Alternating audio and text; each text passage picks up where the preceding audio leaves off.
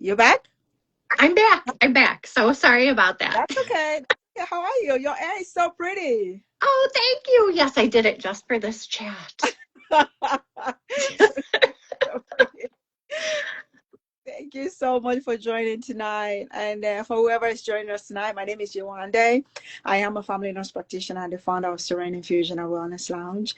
And in the month of March, I will be hosting a live every night.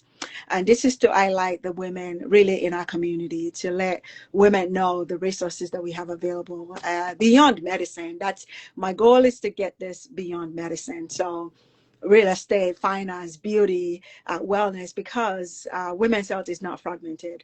We have to look at the factors that influences how we feel. So I'm so thankful that I have these wonderful friends that have enabled me, and I just showing up for this life. I truly, truly appreciate it. So and tonight we have the awesome Elizabeth Rago. And if you guys don't know Elizabeth, you're missing out. Elizabeth is so important to our community. She organizes all these wonderful events that gives women a voice. I think that's the way that I would describe her. She lets women, she gives them an outlet to, show up and be themselves and know that there's no, without any judgment. So it's just really phenomenal, especially during this time where, there's a lot of chaos going on in the world and people just don't know where to turn to, and they're afraid and they're concerned. So I'm super thankful for Elizabeth. So I'm going to let her talk. She's going to tell us what she does, introduce herself, and then we'll take it from there. Yay. Thank you so much for having me tonight. This is such a great series, and I'm like tuning in every single night and setting an alarm so that I remember that at 7 o'clock I get to meet somebody new. So I am Elizabeth, and we're in the same area. I'm so blessed to have you in my community. But I am the founder of the Modern Domestic Woman, which is a community where we are looking to, like you said, spread the word about resources, make sure that women who are going through different seasons of life don't feel alone, and that they can be paired up with trustworthy resources to help them through that, whatever that stage of life is, right? It could be divorce, it could be a new diagnosis, it could be raising a child on the autism spectrum, it could be just overwhelm and mental health and burnout. So it really stemmed from me going through my own rough season and having chronic stress, and just quietly dealing with it. And I realized that there were a lot of great practitioners and support out there that I didn't know about. And I just started making a list and realized that the more I told my story and shared my story with other women in our community, the more people were like, I'm going through something similar. I need help and I don't know where to go. So I just really didn't want anyone else to feel that way. And it just grew. So for the past 10 years, I've been quietly helping women in our community. Last year, it turned into a nonprofit. So our nonprofit organization is really exciting. We provide free education and resources for women in our community around like rebuilding your life after divorce, mental health topics, and financial literacy, like things that we should know, that everybody thinks we should be able to manage that, or navigate, different seasons of life. Perimenopause is a huge question that we get all the time. But the nonprofit is all about providing people with free resources to empower them during that season of life, rather than like have them be confused and overwhelmed and beaten down. So Yeah. that's what I do. Thank you so much. I can't even emphasize how important that is. Now, would you say that majority of the people that you serve, is it a specific age range, or is it just diverse? We range anywhere from like 25 to 65, but our like sweet spot, the women who feel the most connected and drawn to what we're talking about, is around like 35 to 45. Okay. It's that group of women who are going through kind of like those firsts, or they're to the point where they're like really starting to burn out and they've been doing it all themselves and they are like, this isn't sustainable. I need extra support. Yeah. So that's kind of like the area that most of the people who reach out are in between like 35 and 45. Oh, okay. Yeah. So in this particular, the people that reach out, what do you see that they struggle with, and how does the resources and what you provide help them navigate the transition?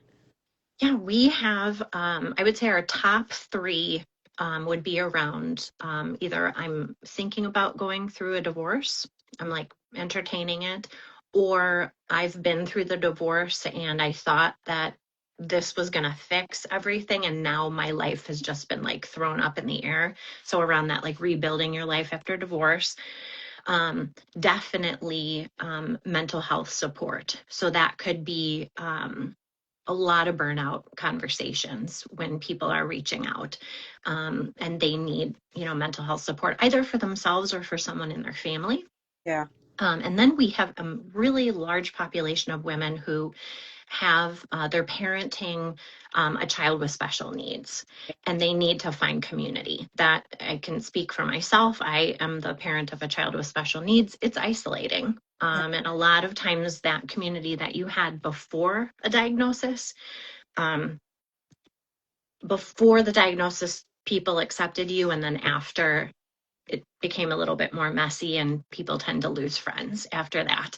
And then definitely this perimenopause, Yeah. and that's how I found you, right?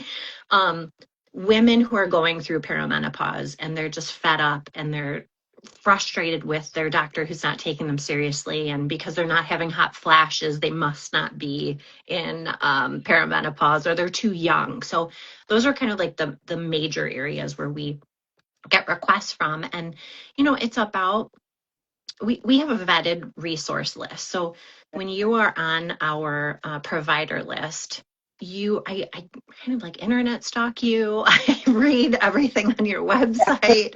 I make sure that you align with our goals and our values as an organization, to be on the list. So I mean, I'm not comparing myself to Psychology Today, but like how Psychology Today, they just kind of allow anybody to be on there. We're Exactly. much, yeah, and that's great. I mean, they have, that's a purpose. They do a great thing. But this is much more focused. I have conversations and relationships with people who are on our list. So that's all to say, trust is really big in our community. So I make sure when somebody reaches out, we have a mental health advisory board of therapists who meet and discuss the person's needs. And then we point them in a direction of like 2 or 3 therapists where they can find support. So there's that part for the support. There's in-person events where we get together in person and talk about a topic. So we talked about sober living in January. Last month, it was about self-love and, burnout, your values. And then this month, we're doing rebuilding your life after divorce. So it's kind of like I like to hit people in all the areas where they're at. So, Yeah. on social media with suggestions for providers, in person, so we can like start great relationships and really like rally around each other to support each other. And then like digital downloads. We have workbooks and free resources on our website. And then we have a magazine also that provides a lot of resources and articles that tell the stories of women and practitioners in our community. Yeah, so I just dumped a whole bunch on you, but it's you said it before. I think, did you say like we're multifaceted? Yeah. Yeah. We are, there's so much that makes us up as women, right? Right. We're not just a mom, and I hate the word just, but like we're Yeah. mothers, we're sisters, we're teachers, we have jobs, we're gardeners, Yeah.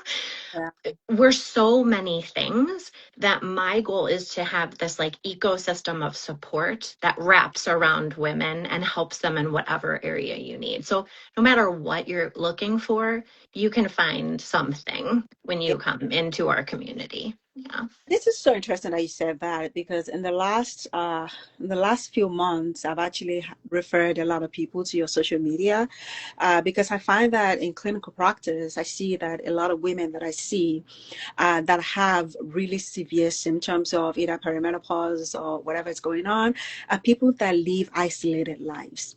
They're very Yes. in their issues. They feel like nobody cares, and they're burnt out, they're drowned with work, with family, with no true support system. And the kind of people, because when I see patients, I spend a lot of time with them, especially for Mhm. that patient. So we get to talk, because a lot of people come in unsure if it's hormones or is it burnout, is it stress, you know what I mean? Because a lot of those symptoms overlap. And I realized since last year, understanding what you do since last year, I find that some people are not necessarily seeking for a therapist per se, Mhm. because I have a therapist that I talk to, but they want that in between, someone who is not exactly a clinician, but Yes. who just a community of people to just provide support, to just show up. And the difference is that you don't know who actually takes up the bait, you don't know who actually shows up, but it's a good to have you in our community, because like I said, a lot of people sometimes are in between that. I don't really need a therapist, I don't really need a psychiatrist, I just need a support group. And I think that's where you come into play, because and then from that being part of the community, then they can decide, okay, you know what, maybe I do need to change my therapist, or maybe I do need to Mhm.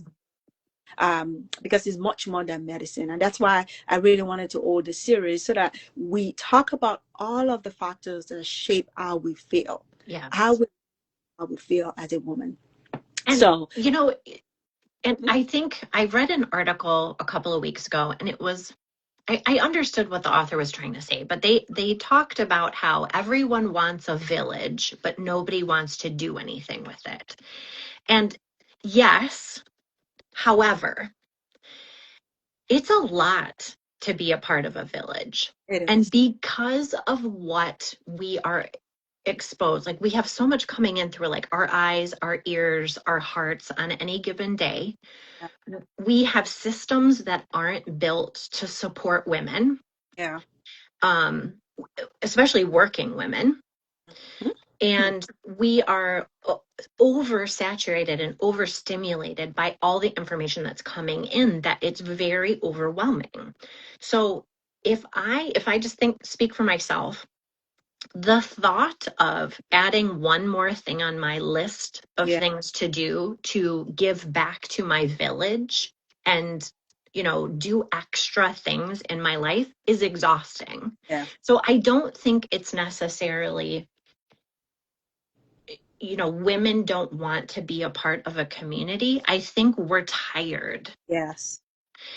And there's so much going on any given day or any given news feed or whatever, that by the time at the end of the day, we're like, I just want to take my bra off and not talk to anyone, Like, I, Exactly. And this is one of the culture shocks that I felt when I moved to the United States almost 18 years ago, was the absence of a village. Mhm. See, when I relocated to Chicago back then, I didn't have any friends. I didn't know anybody. My friends were in other parts of the city. But I just felt like, I mean, there are Nigerians everywhere, and I would be able to find. But it was so different, because back home we take things for granted, right? You build your part of a community. Whatever you find yourself, there's a community there, right?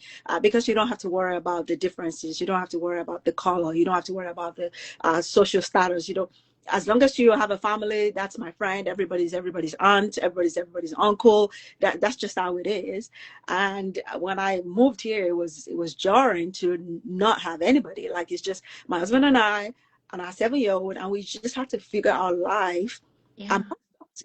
Between school and pick up, and I had to go back to school. It was a lot. Hmm. That time, all of my friends in Nigeria then felt like, oh well, I moved to the United States and nobody really heard from me, but I was struggling. I was struggling. I did not have the mental capacity to check on anybody else. I didn't have it.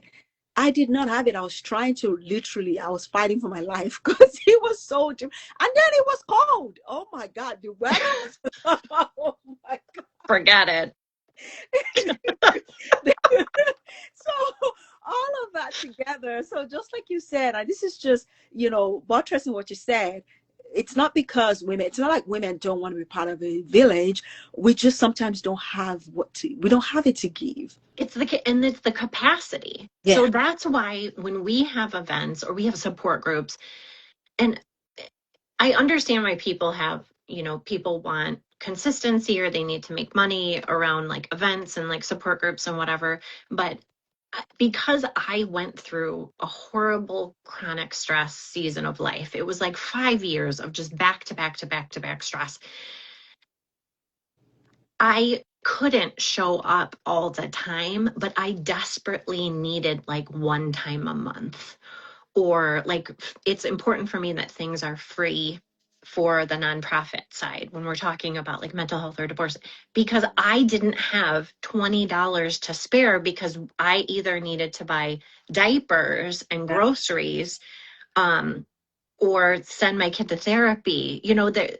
So I ended up looking for these free resources Yeah. where I didn't have to commit to something financially or from a capacity perspective. And that's just kind of like where it spawned from. So I just want people to know that whenever you have that capacity, like come on over. Yeah. That's great. That's great. Um, because it has to also feel like there's no pressure. And Yes. I think that's what it is. I think, some communities expect you to commit to something, be part of something. And sometimes you just don't have it. You just want to be able to show up when you can. Yeah, Uh, Now, do you see that?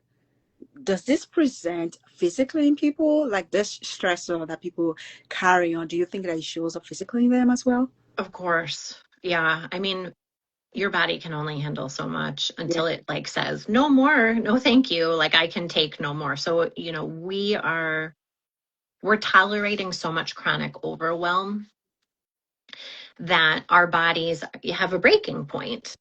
And when I was going through this really stressful time, I just was plowing along. I had 2 jobs. I had 3 kids under the age of 7.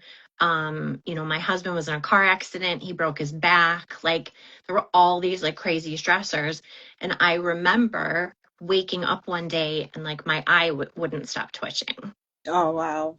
And I'm like, something's like, that's really weird. And my friend's like, oh, just your eyes twitching, like it doesn't matter. And then I started shaking, like like my hands were just shaking all the time. Then I started to have facial paralysis. So it Mm, was to the point where my body was like, you can't, this is too much. yeah. You can't handle this anymore. And it's got to come out somewhere. I think my mom always says that, like, you got to let it out, because I wasn't crying. I was just like surviving in those moments. And so many of the women who come and reach out are like, I don't know why I wake up with a headache every day, or I feel like I'm hungover, but I haven't been drinking, Right. you know. Um, and we all know that like we need to lessen our stress, but like easier said than done. But yeah, yes, definitely people who are reaching out, they've got like their ailments. And a lot of times it's, well, my doctor said I'm just getting older, or my labs are fine. Yeah. My labs are fine. So, That is the most common medical terminology that midlife women hear, is the labs are fine. And even for me at the clinic, one of the ways that all of these stressors will present in people sometimes is their gut. Okay. They have mhm, terrible gut dysbiosis that, they're taking all the supplements, but they don't feel like none of the supplements are helping because their body's not absorbing it, or their cortisol is so elevated and it stays high because they're stuck in this fight or flight mode because they're just surviving every day. And just like you said, we can all say manage your stress better, but how, if right. life is full of chaos, how do you manage your stress better? You're going to be stuck in that fight or flight mode. Mhm. And that's why we have other resources that can help, because sometimes you don't have time to meditate. Sometimes, because I don't even think I can meditate more than 5 minutes. I don't even know if I can do that without my mind racing. Like when people tell me they meditate every day, like I respect them because I can't. My mind will be gone. Like My meditation is help me. Somebody help me. Like if I just repeat that to like my higher power, I'm like, just help me. Just help me today. Like that's my I honestly think we need to reframe and like redefine what meditation is because I think I can't sit. I tried to listen to this app. I had this app, this phone, because my brain wouldn't shut off at night. So I put my headphones on and I went on this lovely app and I was listening to like rain and like birds and things. And after 5 minutes, I had made like a grocery list. I had decided on like a marketing campaign I wanted to do. And so my husband like touched me. He's like, "How is it okay?" And I'm like, "No, this is awful. Like I can't do this. I'm not built for it." Me too. And I've had different people recommend different apps to me. I've tried different things and I've just given up. I'm like, you know what? I just can't. And I applaud people that can quiet their mind and really just think about nothing for 20 minutes. And I'm sure it's a skill that, one can build, but you have to have the capacity to be able to build that skill. Yes. That's the thing, and that's why when people come to me, I'm like, yeah, we needed to manage your stress better, but in the meantime, these are the things that we can do. Because how can I tell you to manage your stress better if you're suffering from terrible insomnia because of a perimenopause? If you're not sleeping well, you're not managing any stress better, Mm-mm. right? You're experiencing night sweats, your period is all over the place, your mood is all over the place. How can you manage your stress better? We No. cannot. And then the world is chaotic, so even if your life is going the way you want it to go, everything else comes at you, and Mhm. you're worried, and you have to be, right? Because this is a community that we have, and we have to be ready to adapt if we need to. So it's just different ways of doing things. I always tell my patients, I'm like, find something that brings you joy and do that thing frequently, whatever it is. You don't hold anybody the explanation to understand why this No. brings you joy, but find something that brings you joy and make sure you do it frequently, because that is the only way you can stay grounded to yourself in the midst of this.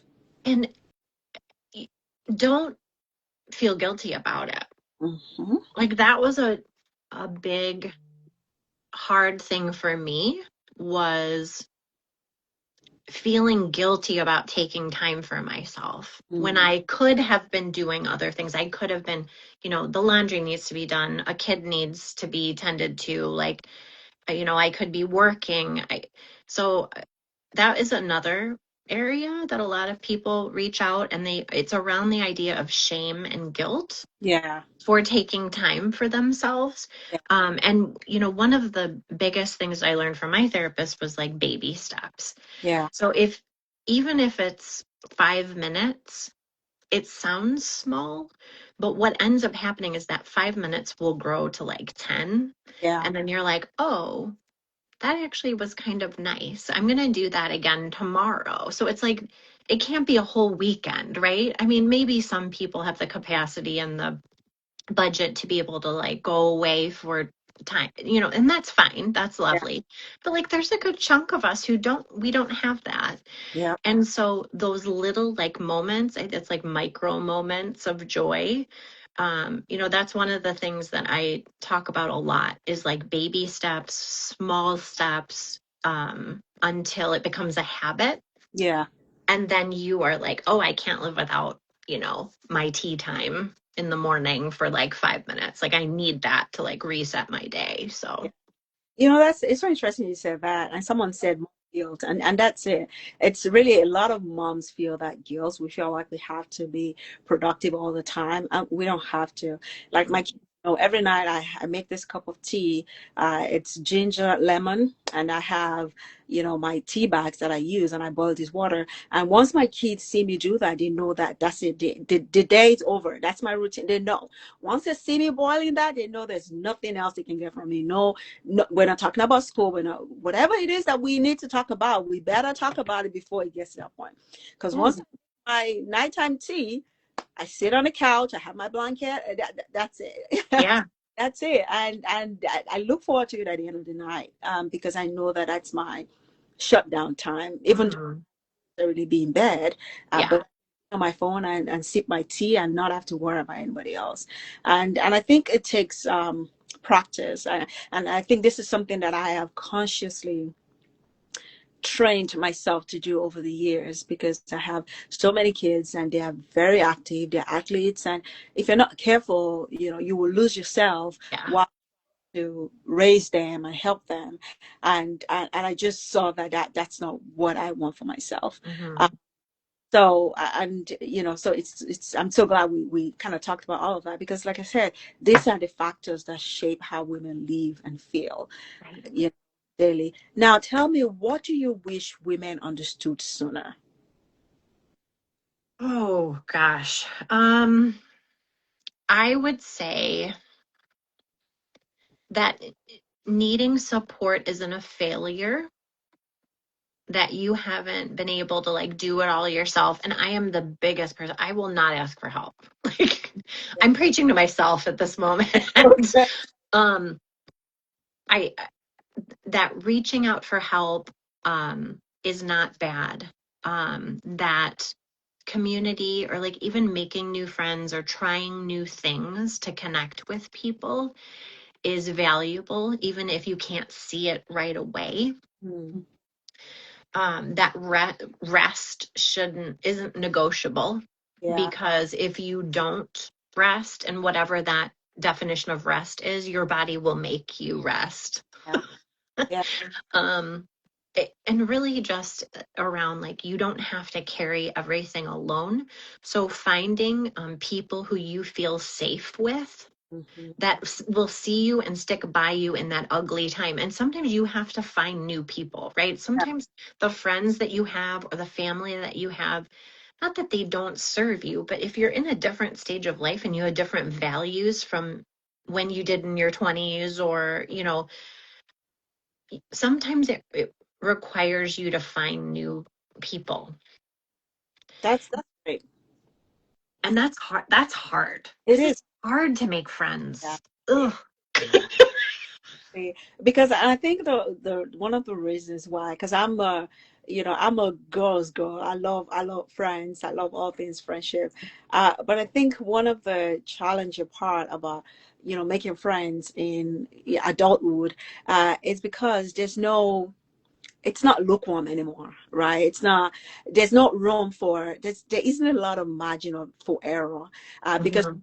you're or you're not. Like we either have to align or we don't. Right.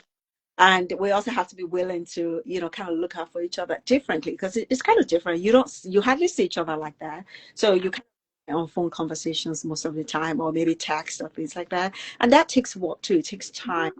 And I think it's just for me, one thing that I see about making friends in adult is just being open-minded. Be open-minded to the prospect of meeting someone in a random space and actually developing a relationship that would really carry you. Yeah, I agree. And some of my most lovely relationships are with people that I would not typically hang out with. Like, I, and really it's just because of like a common interest Right. or just like curiosity. Like just being curious instead of, I think somebody said, like, be curious instead of judgmental. Yes. I love that because you can discover so many new things if you're simply curious rather than coming, from a place of judgment. And it's hard. It's definitely hard when you're trying to make friends, but just being like open to the Yeah. experience is huge. Yeah, and I'm so glad you said we also have to be willing to maybe change our friend group if they no longer serve us. I think we have to accept the fact that we outgrow each other at some point, and it could be values, it could be in transition, and we just have to be willing. Because sometimes I see patients, because I do weight loss as well, and I have patients who sometimes we can usually can mail your medications home. Some of these patients will not let us mail them home because their family members judge them. So they have to come to pick them up. They're protected, with EPA, but sometimes it just makes me sad, feel like they are in that position to hide. And even though they're paying for their service, they're doing well because it's about their health and they're feeling well. But they're surrounded with people who just judge them a lot. And that would do something to you mentally, even if you're trying to achieve some goal, physically. But we all have to get to the point where we decide what we need to do. Someone said my newest friendship is 25 years old. I get it completely. Yeah. How old?